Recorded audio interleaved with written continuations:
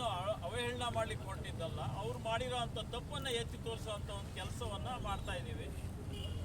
ಅವರು ಬಾಕಿ ಕಡೆ ಹೇಳ್ತಾರೆ ಎಕ್ಸಾಮ್ ನಡಿಬೇಕಾದ್ರೆ ಪಾರದರ್ಶಕತೆ ಇರಬೇಕು, ಯಾವುದೇ ತೊಂದರೆ ಇರಬಾರ್ದು, ತೊಂದರೆ ಇರಬಾರ್ದು, ವಿದ್ಯಾರ್ಥಿಗಳ ಜೀವನದ ಬದುಕಿನ ಜೊತೆಗೆ ಚೆಲ್ಲಾಟ ಆಡಬಾರ್ದು ಅಂತ ಮನ್ ಕಿ ಬಾತ್ನಲ್ಲಿ ಹೇಳ್ತಾರೆ. ಆದರೆ ಅಂತರಾತ್ಮದಲ್ಲಿ ಕೂಡ ಕೊಳಕೆ ತುಂಬಿಕೊಂಡಿದೆ. ಈ ನೀಟ್ ಪರೀಕ್ಷೆ ನೋಡಿದರೆ ಗೊತ್ತಾಗುತ್ತೆ.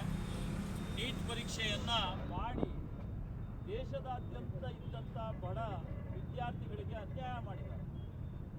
ಒಬ್ಬ ವ್ಯಕ್ತಿ ಏನಾದರೂ ಸ್ಕ್ಯಾಂಡಲ್ ಮಾಡಿ 40 ಲಕ್ಷಕ್ಕೆ 50 ಲಕ್ಷಕ್ಕೆ ಒಂದು ಪ್ರಶ್ನೆ ಪತ್ರಿಕೆಯನ್ನು ಮಾರ್ತಾರೆ ಅಂದರೆ ಅದಕ್ಕೆ ಅವ್ರದ್ದು ಹಿನ್ನೆಲೆಯನ್ನು ಅವಲೋಕನ ಮಾಡಿದರೆ ಅದಕ್ಕೆ ಮೇನ್ ಕಾರಣ ಧರ್ಮೇಂದ್ರ ಪ್ರಧಾನ್ ಅವರೇ. ಧರ್ಮೇಂದ್ರ ಪ್ರಧಾನ್ ಅವರು ಮೊದಲನೇದಾಗಿ ಈ ವ್ಯವಸ್ಥೆಯನ್ನು ಸಮರ್ಥನೆ ಮಾಡ್ಕೊಳ್ಳೋದು ಬಿಟ್ಟು ತಾನು ರಾಜೀನಾಮೆ ಕೊಡಬೇಕು. ಆಗ ಮೋದಿ ಸರ್ಕಾರಕ್ಕೆ ಗೌರವ ಉಳಿತು. ಇನ್ನುಳಿದಂತೆ ಸ್ನೇಹಿತರು ಹೇಳಿದರು ಗ್ಯಾಸಿನ ಬೆಲೆ ಮನಮೋಹನ್ ಸಿಂಗ್ ಗೌರ್ಮೆಂಟ್ ಇರಬೇಕಾದ್ರೆ ಏನು ರೇಟ್ ಇತ್ತು, ಈಗ ಗ್ಯಾಸಿನ ಬೆಲೆ ಏನು ಅಂದರೆ ಅದರ 3 ಪಟ್ಟು ಜಾಸ್ತಿ ಆಗಿದೆ. ಇನ್ನು ಪೆಟ್ರೋಲು ಸಹ ಹೆಚ್ಚು ಕಡಿಮೆ ನಮ್ಮ ದೇಶದಲ್ಲಿ 1 to 2 ಆಗಿದೆ ಈಗ. ಆದರೂ ಸಹಿತ ಸಮಾಧಾನ ಆಗಿಲ್ಲ. ಏನೇ ಖರ್ಚು ವೆಚ್ಚ ಇದ್ದರೂ ಪೆಟ್ರೋಲಿನ ಮೇಲೆ ಗ್ಯಾಸಿನ ಮೇಲೆ ಹಾಕಿ ಯಾವುದನ್ನು ಬಡವರು ಅತಿಯಾಗಿ ಬಳಸ್ತಾರೋ ಅದ್ರ ಮೇಲೆ ಹಾಕುವಂಥ ಒಂದು ಪದ್ಧತಿ ಅವರಲ್ಲಿದೆ. ಅಂಬಾನಿ ಅಂಥವರಿಗೆ ಇವೆಲ್ಲ ರಿಡಕ್ಷನ್ ಕೊಡಬೇಕಂದ್ರೆ ಬಡವ್ರ ಮೇಲೆ ತೆರಿಗೆ ಹೇರಲೇಬೇಕು. ಅವರು ಬೇರೆ ವ್ಯವಸ್ಥೆ ಇಲ್ಲ. ಅವರಿಗೆ ರಿಡಕ್ಷನ್ ಕೊಡೋದು, ಬಡವರ ಮೇಲೆ ತೆರಿಗೆ ಹಾಕೋದು. ಈ ರೀತಿ ಸಂಸ್ಕೃತಿ ಅವ್ರ ಹತ್ರ ಮೊದಲಿನಿಂದನೂ ಇದೆ. ರೈತರ ಪರವಾಗಿದ್ದಂಥ ಸರ್ಕಾರ ಅಲ್ಲ, ರೈತರ ಪರವಾಗಿ ಯಾವುದೇ ವ್ಯವಸ್ಥೆ ಇಲ್ಲ.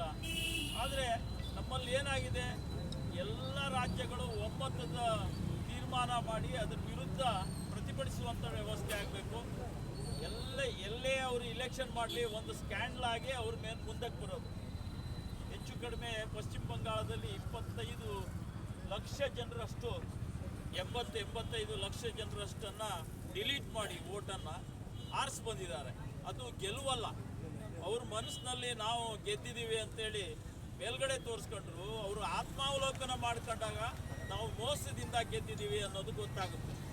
ಆ ರೀತಿಯಲ್ಲಿ ಎಲ್ಲ ರಾಜ್ಯಗಳಲ್ಲಿ ಅಧಿಕಾರ ಹಿಡಿಯೋದು ಒಂದೇ ಉದ್ದೇಶ ಆಗಿದ್ದಿದ್ರೆ ನಿಯತ್ತಿನಿಂದ ನಡೆಯುವಂಥ ಯಾವುದೇ ಪಕ್ಷಕ್ಕೆ ಕಿಮ್ಮತ್ತೇ ಇರೋದಿಲ್ಲ.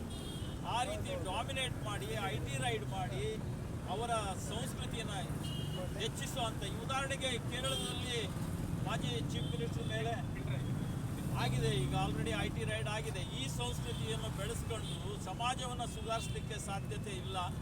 ಒಳ್ಳೆ ಜನಪರವಾದ ವ್ಯವಸ್ಥೆ ಬರಬೇಕು. ಆ ರೀತಿ ನಿಟ್ಟಿನಲ್ಲಿ ವಿದ್ಯಾರ್ಥಿಗಳು ಸಿಡಿದೆಂದರೆ ದೇಶಕ್ಕೆ ಅಥವಾ ಜಗತ್ತಿಗೆ ಏನು ಸಂದೇಶ ಹೋಗುತ್ತೆ ಅನ್ನೋದು ಪ್ರತಿಯೊಬ್ಬರಿಗೂ ಗೊತ್ತಿರೋ ಅಂಥ ವಿಚಾರ. ಎಷ್ಟೇ ಮಕ್ಕಳು